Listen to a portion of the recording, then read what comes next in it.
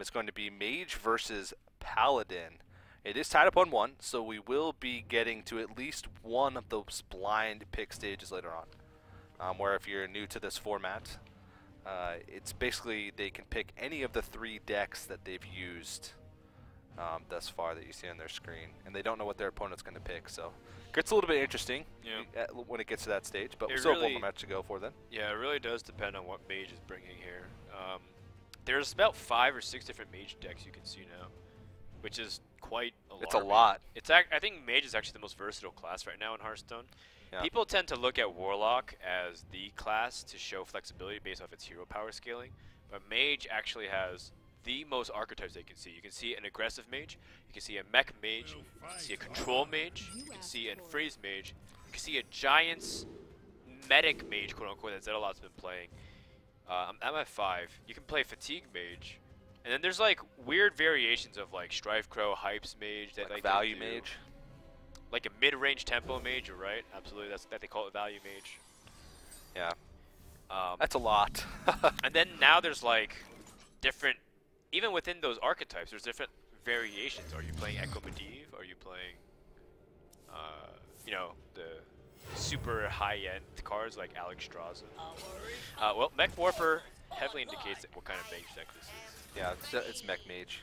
Yeah. And it looks to be not a slower Mech Mage, but not like a super all-in aggressive Mech Mage with spider tanks and mechanical Yetis. And it's very tough because LonelyLink doesn't have a way to answer Mech Warper, and that's going to mean 3 mana is effectively gained.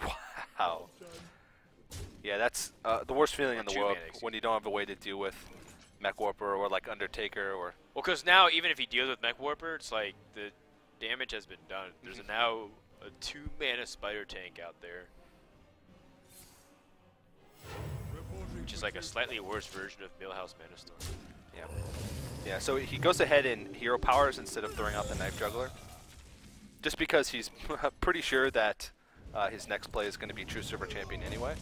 And he doesn't want his Knife Juggler to basically just die for free to the Spider Tank, because then he would just end up using the True Silver on the Spider Tank next turn anyway. Yeah, excellent observation. That's precisely what LonelyLink was thinking about.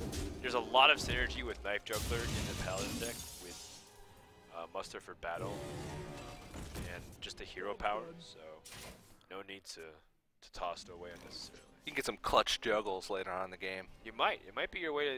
It might be your ticket back on the board. It's actually the name of my new Hearthstone team. Clutch Juggles. Clutch Juggles? Look out for it, guys.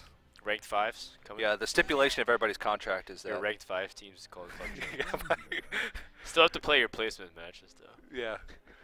Everybody's forced to play Hobgoblin Warrior. It's just how it is. Have to play a Knife Juggler in every deck. Uther versus Draven. It's like, what?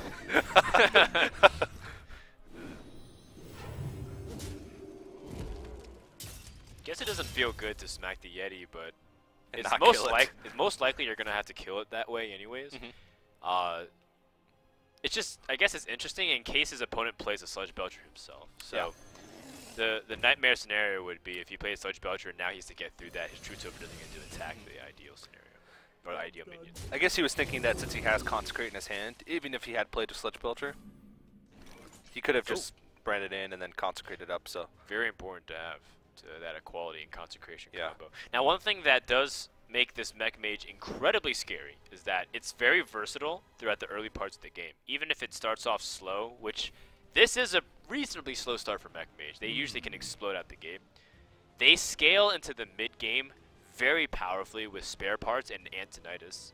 They can keep up the draws, and they have really good tempo plays with just controlling the board with Fireball even, or using it as a finisher. So even though it's 22 health, Paladin's up on cards, and there's not much board pressure, Mage is still very much in this game right now. It's starting to slip away though, but it and I like that about Mech Mage. You can feel like you're like a lot of aggro decks. You can feel like as soon as you lose board initiative or as soon as you lose momentum, you can just lose the game from there. But you have a lot stronger of creatures in this one, and then all of a sudden Antonidas plus 3 spare parts. Speak of the devil. Whoa. And that Knife Juggler play did not end up paying off whatsoever, because now the Pilot Shredder dropped a Murloc Tide Hunter, and that killed off the Knife Juggler. Alright, well, there's one person here to save you here. Dr. Boom. Yeah, Dr. Boom. Turn 7, Dr. Boom. You know what a great skin would be for Dr. Boom? Are you just making League of Legends jokes at me today? No! Okay. What? They're not the only game to have skins. Heroes of the Storm, excuse me. But you had the placement matches, the Draven. Yeah. I casted League of Legends last week, and Froden's just I was mad. clearly very sad that you weren't here last week, TJ. Wasn't my fault, man. Yeah, you left me with the raid ads. So, you know what would be a really cool skin for Dr. Boom, I realized the other day? What would it be? It would be him wearing a pretty cool set of, like, you know, hip-hop clothes, like Urban Outfitters, you know, in a way. Okay. And he'd be wearing a pair of headphones that are really thick and colorful, and they'd be called Boom Beats. Okay. I thought you were going a little bit different direction. Like he'd be surrounded by scantily clad bombs. No, that's his music video that's coming out later. Okay. But yeah, I mean, I'm not so sure about some of the other headphones that are around, but I think Boom Beats would be a hit. It'd probably be a second bestseller behind Plantronics headsets. That would be the next thing for Blizzard, though, I think, is to Oh gosh. invest into card skins. Wait. Okay, hold on. Is there a way for him to take this Antonitis? Because if he doesn't, he's dead. Well, maybe he can kill him on the... Oh, wait, he can kill Quality Consecrate. Are you forced to do that, though? Because you weaken your board a lot. I don't think you have a choice. Alright. I mean, you can use the armor plating to put one of your creatures out of Dr. range Boom, of... back up to 7-2. Yeah. Yes! And it puts it out of There ping range. Gotta be a way. Unfortunately, I think you're right. So you have 3 mana remaining. Do you want to time rewind or anything? So that way, like, you save it? Sylvanas. Oh, Okay. okay. That's a choice.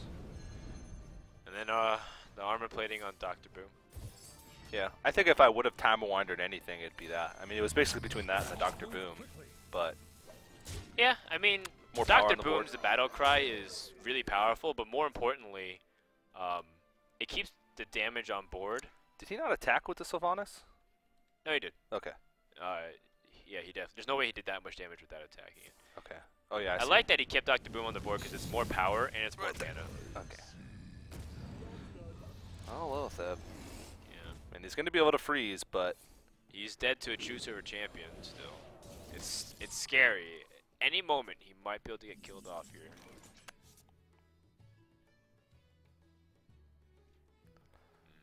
Doesn't have it yet, but it seems like not getting too much value out of the Archmage Antonitis. Just getting one fireball off it. He might run out of reach here. 18 health is still a lot to be able to get through. I just don't think he has it. Well, maybe he has Flame Strike. So he's got 15 damage right now. Just a little short. That Sludge Belcher actually preventing Fishyy from getting the kill right now. If he had a silence too. So he's got He has to utilize the Zombie Chow. yeah. I don't think there's a way for him to survive anymore because he can't remove enough damage on the board, can he? Well, he can clear the Dr. Boom with a fireball. Oh, he can always hope for Doomsayer. That's true. That's a pretty slim chance. It doesn't feel like a slim chance. He could have tried for the Doomsayer. It's a 1% chance, a little bit higher than that, to get it, but it's still worth checking, right? Yeah, always. Definitely, but very slim chance. I think there was some plays that he could have made that would have like stalled it out for one more turn, like fireballing the Dr. Boom and frostbolting the Zombie Chow. Sure. But it was just a matter of time. Good. Fair enough, fair enough. Well, that brings us to the blind pick stage, and now we get to see what these guys are going to bring for us today. in terms of the lineup. Yeah. They have an opportunity to choose any class that they want, any deck they want. There's no eliminations, and they can do it until the series is over. Now that they are familiar with each other's decks, it's not like a well, I'm just gonna queue up and I hope that I get. Because people ask like, why don't you just do blind pick the entire way through? It's like, well, then you might just get destroyed by the fact of lack of information, right? It's just too chaotic. Yeah. Well, I think this is actually pretty tough for Fishyy to pick a deck here. Okay. He's got Hunter, Druid, and Mage versus Warlock, Priest, and Paladin. Okay. And Druid would not be good against Warlock. Or, well, I guess Paladin's a little bit closer. I think Druid here is okay. Think so? I think it can hold its own against Handlock. I think it's his best option, but it's still a little bit rough. I think the type of Druid